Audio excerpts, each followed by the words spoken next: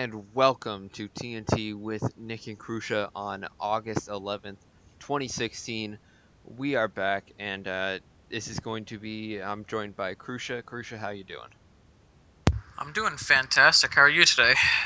I'm doing good. There's one thing that's bringing me down right now, and that is what we're going to open up with, which seems like the never-ending saga of Joey Bosa and the Chargers. And so there were some new developments today that Joey Bosa has said that there are a source close to Joey Bosa said there's been irreparable damage done with the contract negotiations, that he feels disrespected by the Chargers, and that the two sides haven't talked since July 28th, which obviously isn't good. But the Chargers have one option left. August 9th was the deadline to trade any rookies that have not signed yet. And so since that has passed, their only option is to sign him. No, they can't trade him before they sign him. And if they can't sign him past week 10, then he is eligible to go and redraft in 2017. I'm not sure if the Chargers get any compensation for that. I would hope so.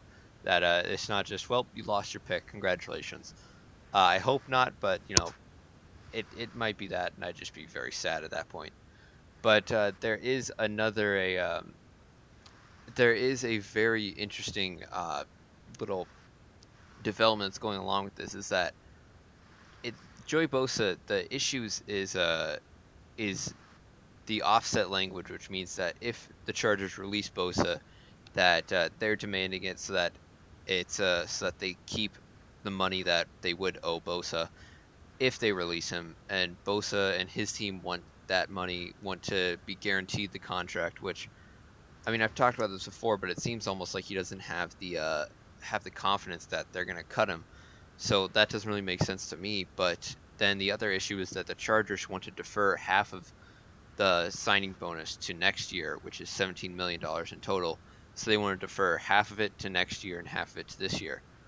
And Bosa's camp is saying they're willing to take one of those, as far as either have the Chargers have offset language or defer the signing bonus, but they're not willing to deal with both. And which, another thing that doesn't make sense is that the picks before and after Bosa, so the number 2 pick Carson Wentz and the number 4 pick Ezekiel Elliott, both agreed to contracts that included both of those in the contract structure. They both include the team getting the offset language so they can release them without having to pay them the full contract, and some of the signing bonus being deferred. And a good silver lining for the Chargers and Chargers fans here, as this is an interesting stat that I found, that ESPN put out an article about this, that the Chargers are not, this isn't unusual for the Chargers to have rookies hold out. It is a little unusual past the most recent CBA, but in 2001, LaDainian Tomlinson, one of the best running backs in NFL history, taken 5th overall, missed 30 days of camp due to a contract holdout. In 2002, the Chargers took Quentin Jammer, 5th overall. He sat out 50 days. 2004, they took Phillip Rivers, 4th overall, out 25 days. And in 2005, they took Sean Merrimer with the 12th pick, and he missed 7 days of camp. So this is not, Joey Bosa is only at 13 days of camp, which is the longest since the CBA agreement. But I'm not comparing any of those. I'm not saying they're going to be as great as those players were. But this is still something that the Chargers have held firm on. Hopefully they can get a deal done. But it's not looking good for Bosa, considering pretty much it seems whichever team he would have gone to, if the Cowboys took him, if he was available for the Cowboys and they took him, it seems he would have agreed to those two things as well. So it kind of even fogs up the situation a little bit more, if that was possible. Well, I want to mention something that even his teammates on the Chargers at this point have come out, specifically the veteran Antonio Gates has come out and said, "Be a man, play." Not in those words exactly, but essentially that's what he said. And I kind of have to agree with the guy. I mean, you are a rookie. You have improved anything. You played in college.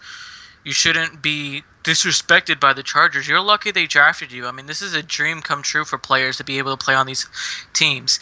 And you mentioned the whole offset language and the possibility that if he gets released, and I'm going to agree with you. I believe you said it. You've either said it on here multiple times or you've said it off air. But does he really have that lack of trust in his own abilities? I mean, does he already expect himself to be released by the end of the season? I mean, the guy seems like d- this is just looks like from a outsider's point of view. It doesn't look like he wants to be a Charger at the start of the season or at all. Um, and personally, I mean, the Chargers, I felt like they could have done a lot better in the draft, which I've stated time and time again. And Bosa, I mean, let's think about it. I mean, he still hasn't proved anything in the NFL. He was on a Ohio State team, if I'm correct, um, that was already dominant before he was there, and after he's gone, I'm sure they'll be just as dominant. So it's not like he's a standout guy that's carried the team. No, he's not. I mean, yes, he's a great player in his position on the line, on the defensive line, but he's not really going to carry a team. He's not going to be the J.J. Watt. He's not going to be, anyone on the line that's amazing. Nagami, Sue. I'm just going to say Sue. But I just don't feel like he's proved enough to anybody to really warrant this holding out against the Chargers. And I feel like it with the rest of everybody else saying that he should just play, cut the crap, and just get in there. I mean, he's already missed, what you said, 13 days? Like you mentioned, it's not as much as everybody else has done this to the Chargers, but is he really going to be at the same point that those other guys were? He's not going to be a LaDainian Tomlinson, then again, two different positions, but equivalent, he's not going to be that amazing guy. I don't feel like he's going to be like the Philip Rivers where he's going to lead his side of the ball. I don't see him being a defensive leader.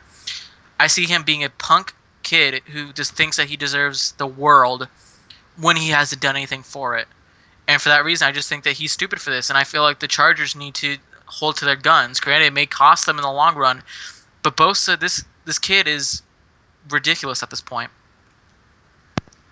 I mean, it's kind of ridiculous, like you mentioned, with if he's gonna play for the Chargers this season, if he plays at all, which I think at some point he's threatened that maybe he might not play and re-enter the draft. But then, I mean, he's an amazing talent, but will teams really take a flyer on him, thinking, well, he just sat out a whole year of football to pretty much prove a point to this organization? Is he going to do the same with us, or is it worth the risk? Because like you said, he hasn't played a down of football. We don't know if he could be, a complete bust or if he can be an amazing player. It's still the jury's still wide open since we haven't seen what he can do in the NFL.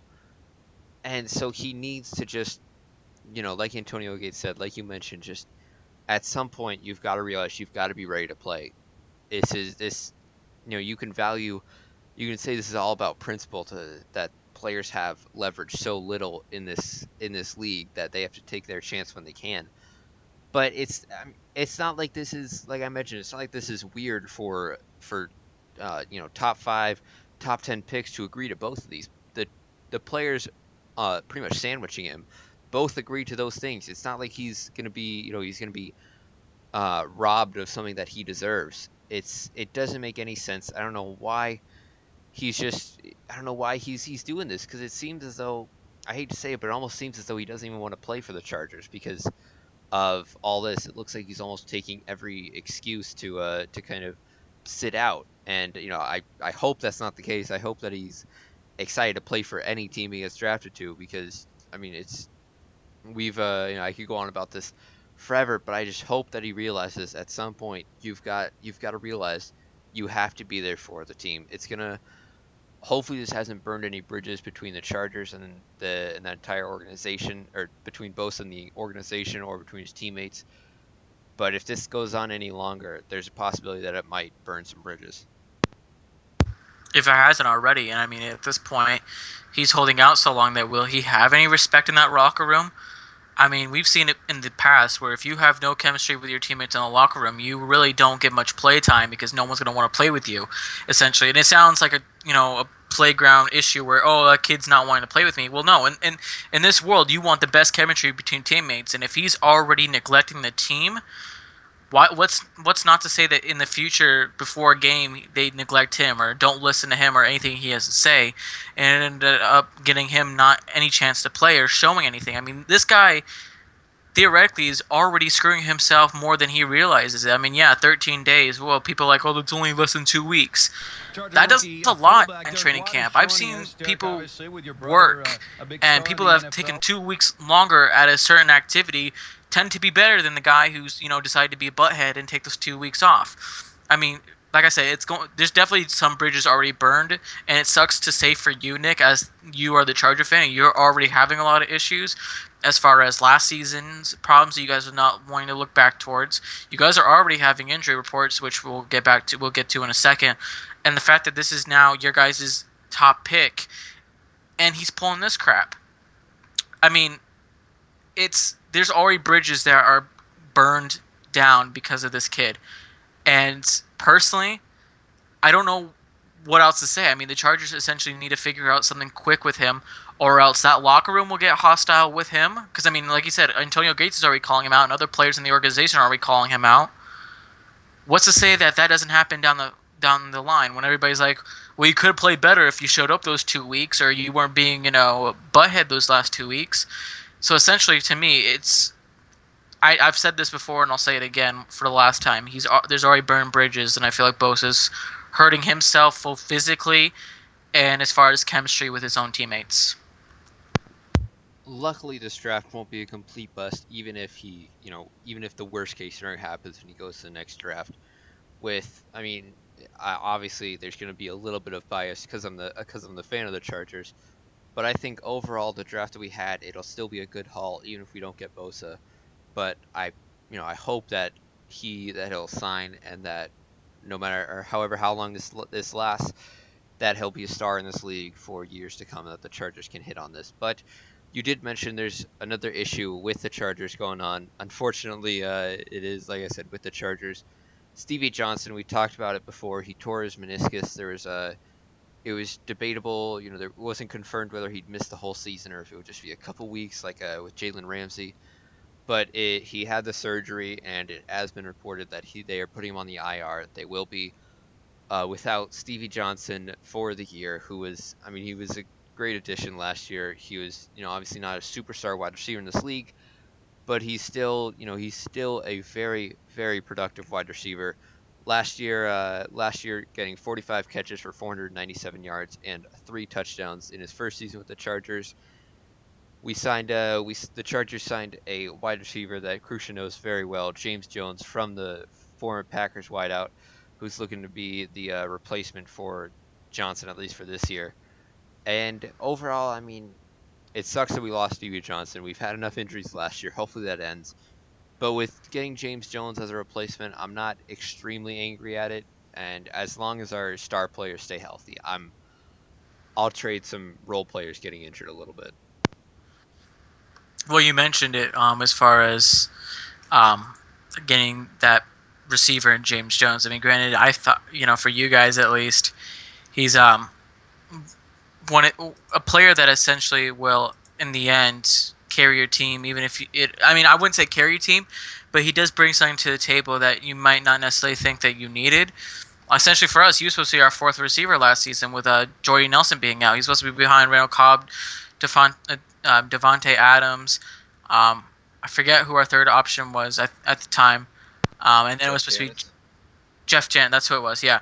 And then it was supposed to be James Jones, or Janice and Jones switched. So he was either supposed to be a third or fourth one.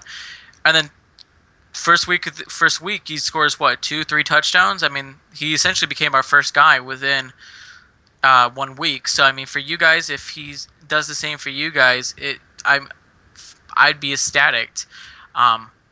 But as far as your Stevie Johnson issue, it's always heartbreaking, especially for you guys who deal with it so much. It's not really the thing that you want to hear. And for anybody, I believe also that there was a injury on the Patriots side. Now, I know you don't like the Patriots, but there was an injury with their linebacker, Nikovic, I believe, where he's out for a couple weeks along with the suspension to Tom Brady.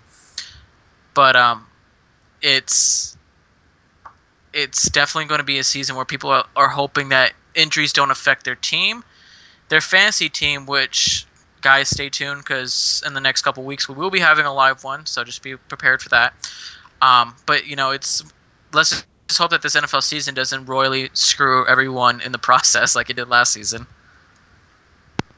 I mean, we last preseason was brutal for injuries. You know that best, Krusha, with you guys losing Jordy Nelson and so many players going down last year, and it does not. I mean, it doesn't seem like it's stopping. As another development has been, ironically, the former Charger Ladarius Green, who signed with the Pittsburgh Steelers in during the offseason.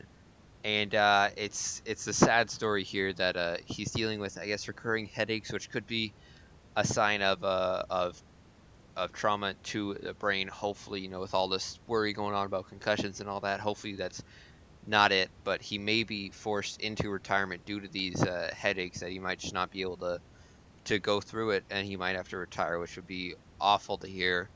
Still very young, looked to be the replacement for Antonio Gates. Then he went to Pittsburgh, and it could. I mean, Pittsburgh, they look to have him as their primary tight end. Could have been a big addition to that team, and unfortunately, he may be out for. He may have to retire from this, which would just be heartbreaking for Steelers fans and everyone that surrounds him. Yeah, it's definitely one of those things where you don't want someone who's wants to play the game be out of it. I mean, I'm not trying to throw jabs here, but he's not holding out against his team. He has to be out because of this injury, and if he ends up having to retire, well, then I mean, it's better him to be alive than dead. So I mean, in the end, I mean, can you really be upset with the guy for having to retire? I mean, he may be upset right now, but in the long run, if he lives longer than expected, I mean, you got to give him props. And back to the my thing with the Rob Ninkovich injury, he's gonna be out 4 to 6 weeks. I was trying to look for the duration, but that's what came up. But yeah, it's. But back to the Ladarius Green situation, it's all about the health and safety of the players, and a lot recently in the past, we've seen injuries take lives. Junior Seau. As a Charger fan, you know about that. With Junior Seau and all these other players that that later on in life are either they're committing suicide because of all the issues going on in their heads, or or just their body gives out. And it's a sad thing. So if he's gonna take the steps and he ends up retiring, and I would say all the power to him. It sucks that he can't play anymore, but like I mentioned, would you rather be playing and risking the chance of passing away, or not playing and be able to have a life outside of football, take care of whatever family you've got? And in the long run, I feel like if Darius Green is sidelined and retired, I feel like it would be better for him in the long run. Overall, the NFL, they're more worried about. You can say all you want about the NFL, but the core worry for them is the health and safety of their players. They're not going to be, you know, they're not going to be worried about the business. They're not going to send someone out there if just to get ratings if they're not cleared to play. That's just they need to be safe, and unfortunately, this is the best way to be safe if this happens. And one thing that happened very recently, just on Sunday, that the Hall of Fame game was canceled due to the worries of the state of the field. As I'm sure you were a little bummed not being able to see your Packers play. Granted, it's preseason, but that's just another example that you need to worry about safety first. They had to cancel the whole game because of the field conditions, and it's honestly the best thing they could have done, because if someone went down with an injury that just pretty much cost either team their season, they'd get the NFL and just everyone, just it'd be awful to see that happen, considering the fact that they could have stopped it and they did this time, luckily. Yeah, I said this live on Mixed Up Sports Live that it's definitely a good thing that they did. Granted, it probably irritated a lot of fans, and it's honestly an embarrassment for the league. But overall, this safety, like you mentioned, is the number one concern of the NFL. Although that was questioned last year, especially with the whole concussion protocol, we're hoping that gets fixed this year and it's put more into action upcoming. But it's definitely I'm happy that the league is moving towards constantly trying to fix the issues with the NFL. But as far as the safety, it's but overall, I mean, it's I'm glad that they made the choices. I mean, especially with my players, the ones being at risk. And one last thing before we go over, or Nick will go on with the preseason schedule. Um, this is news that will affect Frankie more than it will us. Uh, a article on repam.com. I don't, it's just a normal news website for New Yorkers, and a groin injury puts Cruz delayed as far as being able to play. He got injured. He injured his groin again in his Tuesday practice. So even longer for Frankie get to see his boy out there. But Nick, you mentioned you didn't mention, but you want to talk about the preseason schedule for us? Yes, football is finally back after waiting so long. We're going to be able to see some games of the National Football League live on television. Granted, it's only the preseason, but hey, at this point, you're willing to take anything that you can watch on TV. And so today, Thursday, August 11th, it kicks off at 4 o'clock, 7 Eastern, with the Eagles versus the Buccaneers, and then the Redskins versus the Falcons. At 7:30 Eastern, we have two games: the Panthers versus the Ravens, then the Jaguars versus the Jets, and the Saints versus the Patriots. Pardon me, that's three games. And at 8 Eastern time, we'll be able to see the Broncos versus the Bears. Possibly could see a little Paxton Lynch action in that Broncos game. Going to be interesting to see how that quarterback spot develops throughout the preseason, as that's when you really get to see what those guys can do. And continuing on to Friday, we have a couple games that we have a couple games that are happening then that are continuing from Thursday. That includes at 7 Eastern, two games: the Dolphins versus the Giants and the Lions versus Steelers. At 7:30 Eastern, the Vikings versus the Bengals. At 8, the Browns versus your Packers, Krusha, and at 10 Eastern, the Raiders versus the Cardinals. And on Saturday, 4:30 Eastern, the Seahawks versus the Chiefs. 7 Eastern, Colts versus Bills. 8 Eastern, we get to see my Chargers versus the Titans, the first time to see them in action. And at 8 Eastern, we get to see the Cowboys and able to see Ezekiel Elliott facing off against Jared Goff and the Rams. That one will be live on ESPN, by the way. That will be a very key matchup to watch. And to close out week one of the preseason, we have at 7 Eastern on Sunday the Texans versus the 49ers. And with that, we will be taking a short break. We will be back and we'll talk some NBA news after this. Don't go away.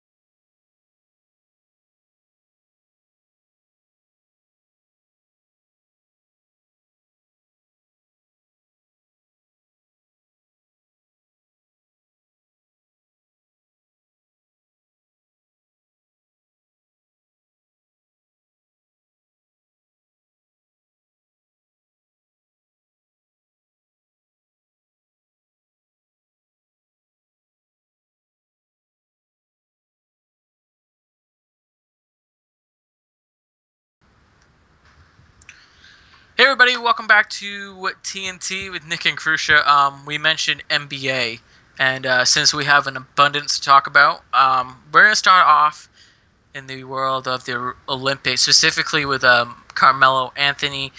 Real quick, he just passed LeBron James on the scoring of all time for the Olympic team, with his 31-point outing last night against the Australian national team. So good on him.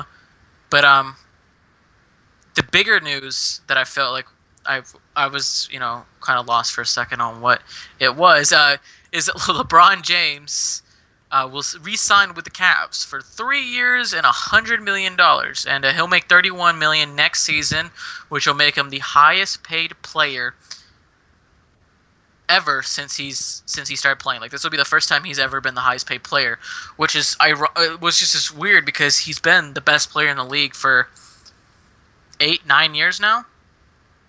So I mean, he's definitely deserved it. And this is coming from a guy who can't stand LeBron simply because I see him all the time in the East. But Nick, as the LeBron James lover boy over there, how do you feel? I don't even know if I want to respond with that title.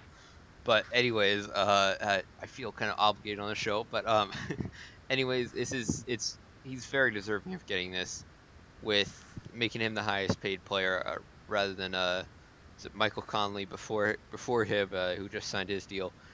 A lot more deserving than Conley. Don't get me wrong, Conley is very underrated, but I mean, come on, he's not the best player in the NBA and deserving of that contract. But with LeBron signing this, staying for 3 years, I think in my opinion, I think he may have 2 or 3 more years of this dominant play, because he is getting to around 31 years old. I think he is now. And so I think maybe 2 or 3 years of more of this kind of dominant play, and then I think he's got maybe 5 or 6 years left in him, possibly. I'd lean more towards 5 than 6, of just being not exactly to Kobe's deterioration of how he played, but more of how Tim Duncan aged through it. That he might not be the dominant player that he has been, but for the last maybe 2-3 years of his contract, I think he'll still be a valuable role player. Or for the last 2 or 3 years that he might play, I think he'll still be a very valuable role player. I would even argue that he'd be more than a role player. I mean, granted, you mentioned the deterioration of Kobe and what ultimately left his team. In the long run, too, Kobe kind of screwed that entire Laker organization by how much he wanted his last final years. And no one's going to trade for an old guy with that kind of contract. So I felt like in that regard, I mean, he was bad and injured constantly and kind of brought down his team. Whereas LeBron James, I feel like he's already in the past taken pay cuts and even played with guys and even said, these guys need to play or else I'm not signing. And he's allowed players like Tristan Thompson, who I thought didn't deserve the contract he got, he allowed him in order to get it. But the whole he'll be a role player. I don't think LeBron James would ever be that role player. He may not be the number one superstar, but he'll definitely be the number one or number two guy on any team for the rest of his career. I mean, even look at Dirk Nowitzki. I mean, he could be arguably the number one player on that Mavericks squad. And look, this may be his last final season with the NBA in general. So for that reason, I feel like LeBron James. I agree with you. He's a great player. He deserves a contract, and he's got 5-6. But I disagree with you on the fact that you say he's going to be a role player. His final couple seasons, I don't see that happening ever in LeBron James' career, unless some guy comes out and is 10 times better than him, then maybe. But even then, I don't see him being a role player at all for the rest of his career. I'll defend myself here a little bit. I think role player is a little bit too harsh. It was poor wording by me. I think towards the end of his career, I think he might be. Obviously, he's not going to be at this form. He's still going to be a valuable player, but his game is kind of based off athleticism. He's driving to the basket and dunking it, or just with these kind of acrobatic plays. And so when it depends on how he ages, of course, as to how he plays. So if he can't be as dominant, as fast, as powerful in his game, then he might struggle, because he's not a shooter by any means. As far as he doesn't have that great three ball that you have to look out for day in and day out. In the finals, he kind of turned it on near the end, but he isn't that amazing of a shooter. And so if you rely on that, I don't think he's going to be as dominant. But if he's able to keep up the powerful and athletic play that he has, he can still be a very valuable player. I see him, being 2 or 3, on any team, and but just not being the superstar of that team if towards the end of his career. No, and I'm not saying that he'll definitely be at this. I mean, he's still a great player, and he's at one of those. He's that kind of physique that he can either, if he's against a bigger guy, he can, use his speed to get past them, or he's up against a smaller guy, he can definitely use his power against them. Which is LeBron James. Let's face it, is one of the few guys who can do that. And I agree with you, his three ball isn't where it needs to be, but it's definitely at that point that he's going to be dominant for a while, and I don't see him getting I feel like he'll get maybe one, maybe two more MVPs in his career. That's saying a lot with all these young players that are coming in who are being dominant. I mean, granted, we just saw Steph Curry, but people argue that he wasn't really deserving of it. Russell Westbrook, now that he's not with Kevin Durant, which we'll cover on in a second, because as a professional sports group, we don't cover the big news like we should sometimes. But like I said, we'll get to that in a quick second. You got Damian Lillard, who's getting better. Andre Drummond, who's on that Piston squad, which just theoretically just him. If his free throws get better, he could be amazing. This league is full of guys who can easily win these MVPs. So by saying that he may be one or two, that's a push. But I feel like he's definitely got that in him. But I want to talk about the Russell Westbrook thing that I just mentioned it. He did sign I want to believe it was a 3-year deal or a 4-year deal, Nick. 3 years, worth $85 million in total to stay with the Thunder. Which simply says that he's the guy in OKC. Or theoretically, they now use him for more trade leverage, because most teams won't trade for a guy who could test free agent waters. I mean, either way, Russell Westbrook is wrapped up with either OKC or another team for 3 years, and which I think signifies him as probably one of the front runners for the MVP, seeing as next year Kevin Durant is going to be he has that player option where he could stay in Oakland, or he can test the waters again, which if he does, I don't know what's going through his mind. He's constantly going back and forth. But for Westbrook, at least, this opens the door for MVPs. This opens up the door for being in that top player category. That opens up the door for basically him controlling the team. And I feel like for OKC and for Westbrook, this is one of the better moves. Some people may argue that it's dumb for them to do this, and possibly he might have been a little overpaid. I don't believe that for 1 second. Russell Westbrook has the skill to lead a team. Russell Westbrook is a great point guard. Can play as a 2 guard even. He's, he takes okay shots. Some of them aren't smart. He doesn't have the greatest 3 ball, but he's got a good enough one to make a dent in anyone's team. So I feel like this is the best move possible for both Westbrook and the Thunder.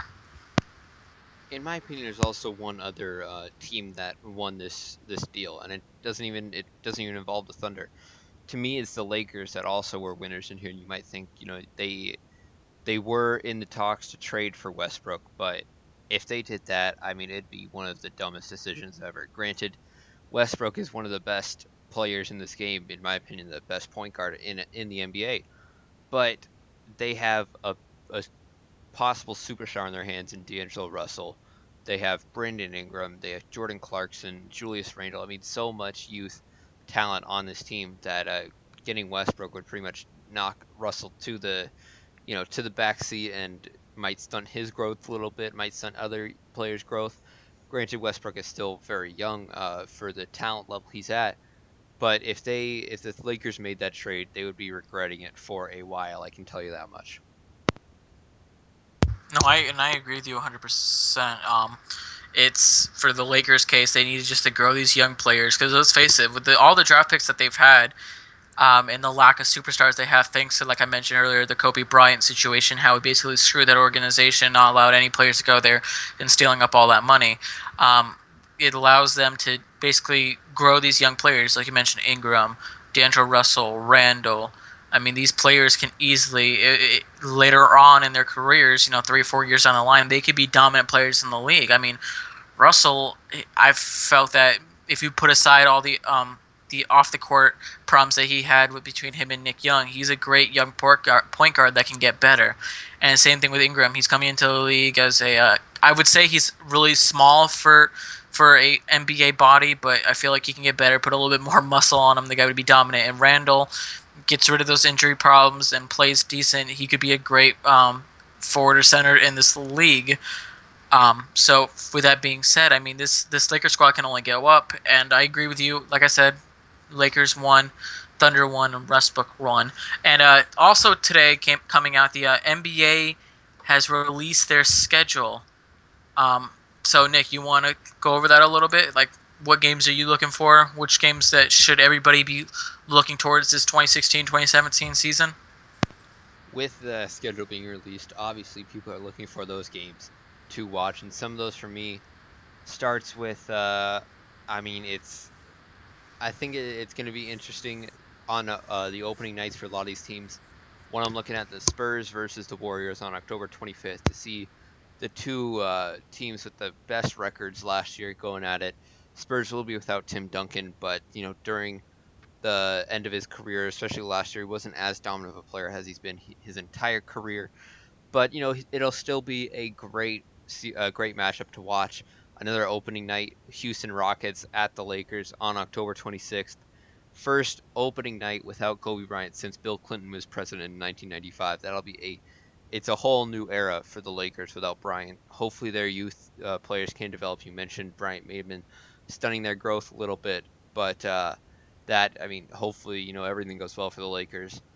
Another one I'm looking at, the November 3rd, the Thunder versus the Warriors. Obviously going to be a crazy, crazy game, getting Russell Westbrook and Kevin Durant against each other again.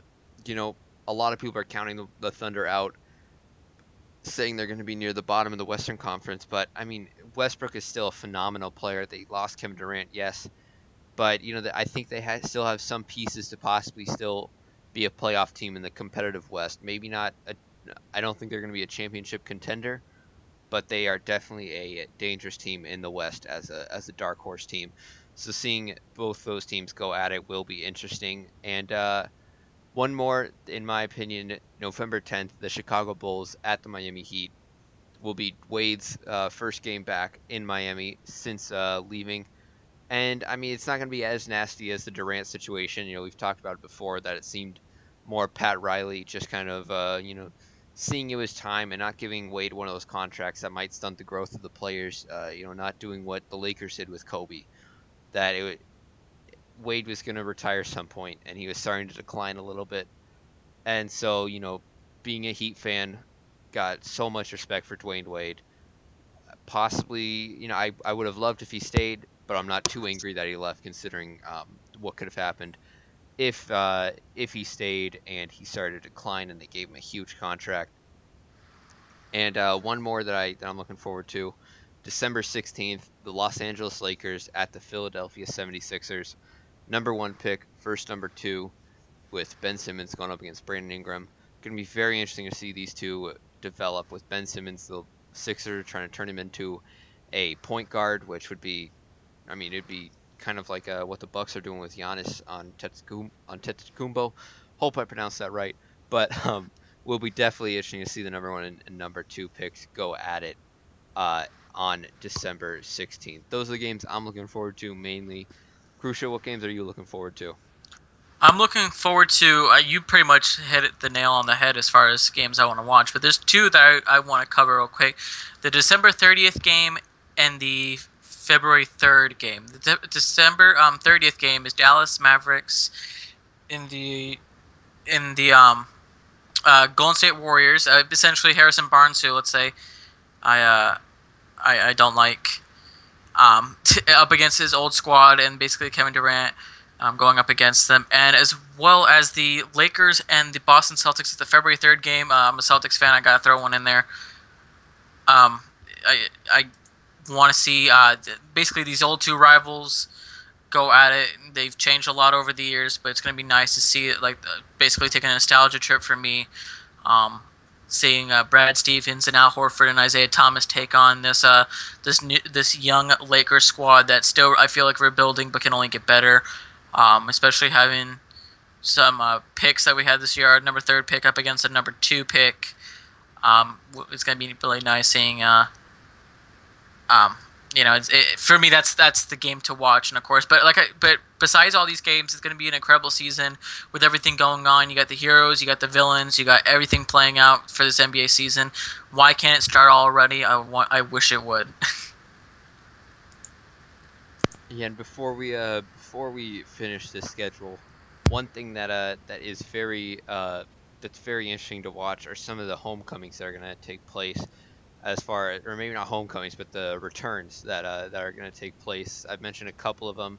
There's one November 4th, the Knicks versus the Bulls, with Derrick Rose coming back to Chicago. Obviously not in MVP form like he was before, but still going to be interesting.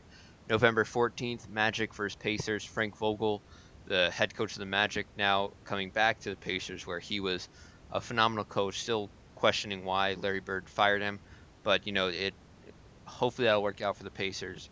That'll be interesting to watch. Grizzlies, Mavericks, November 18th. You got Parsons coming back to Dallas. Gonna be fun to see how he does coming back. Another one would be the Timberwolves versus the Bulls, December 13th. Tom Thibodeau coming back as the head coach of the Timberwolves to face the Bulls. And one more, you got the December 30th, Dallas Mavericks at Golden State Warriors. Harrison Barnes and Andrew Bogut coming back to face the Golden State Warriors. And final one with January 13th, Krusha, your boys, the Celtics going up against the Hawks. Al Horford returning to Atlanta to see how that goes. Hopefully everything works out well. And with that, we're gonna head on to the scores for MLB. Krusha, I believe you have yesterday's scores. And I do, Nicholas. We had the Giants beating the Marlins 1-0. The Dodgers falling to the Phillies 6-2. With the Nationals beating the Indians 7-4. We have the Skankies beating the Red Sox 9-4. We have the Padres beating the Pirates 4-0. The Blue Jays beating the Rays 7-0. The Mets falling to the Diamondbacks in the 12th inning, losing 3-2. The Cardinals beating the Reds 3-2. The Rockies falling to the Rangers 5-4. The Cubs beating the Angels 3-1. The Braves falling to the Brewers 4-3. The Royals beating the White Sox 3-2. The Athletics beating the Orioles 1-0, and the Tigers falling to the Mariners 3-1. The Astro and the Twins game yesterday was postponed. Currently, the Twins are leading 5-0. That should they haven't said necessarily when they'll resume. I believe they resumed it later today or tomorrow, or just probably have a doubleheader somewhere in the series. But I was postponed due, I believe, to weather issues. But should be all right. And Nick, today's scores, hit me with them. Today there is one game that is in action, and that is a very interesting game. With the Baltimore Orioles up 9-6 against the Oakland A's in the bottom of the ninth. However, I believe the A's have bases loaded right now with Chris Davis up to bat. Not the Chris Davis for the Orioles, the Chris Davis for the A's with a K. And so that'll be interesting to play out. We'll let you know when that goes final if it happens during the show. And on to the games that are scheduled to go today. 7:10 Eastern, the Astros versus the Twins. 7:10 Eastern, the Angels versus the Indians. Another 7:10 game. We have the Yankees that are going to beat the Red Sox. And at 8:05 Eastern, we have one game that'll What be was that? What? 7:10. That was the Yankees that are going to beat the Red Sox. Oh, banter. And at 8:05, the Cardinals versus the Cubs. 8:15 will be the final game of the night. The White Sox versus the Royals, and there have been some games that have already finished. We have the Diamondbacks destroying the Mets 9-0. The Padres losing to the Pirates 4-0 because the Pirates getting them back for the game last night. And today, actually later today, that it will be the makeup of that game, the Houston Astros versus the Minnesota Twins at 7:10. It will be a doubleheader. There's already been one game played. That was the Astros taking it 15-7 against the Twins. Then another game went final. The Brewers beating the Braves 11-3, and finally the the Rockies beating the Rangers 12-9. I'm not sure if you guys saw this, but Prince Fielder, the first baseman that used to play for the Brewers, now onto the now onto the Rangers. A very sad story due to some health issues. He is forced to retire from the game of baseball. He had a press conference last night, yesterday, that he announced it. Very sad stuff. And also, one game just went final. The Orioles did in fact beat the A's. They held on to beat them 9-6. And with that, we will have to end this show a little early. We'll be back tomorrow for Mix of Sports Live at 6 Eastern and Frank Fired Up at 5 Eastern. Don't miss those. Stay tuned for those, and we will see you then. Have a great rest of your week, everybody.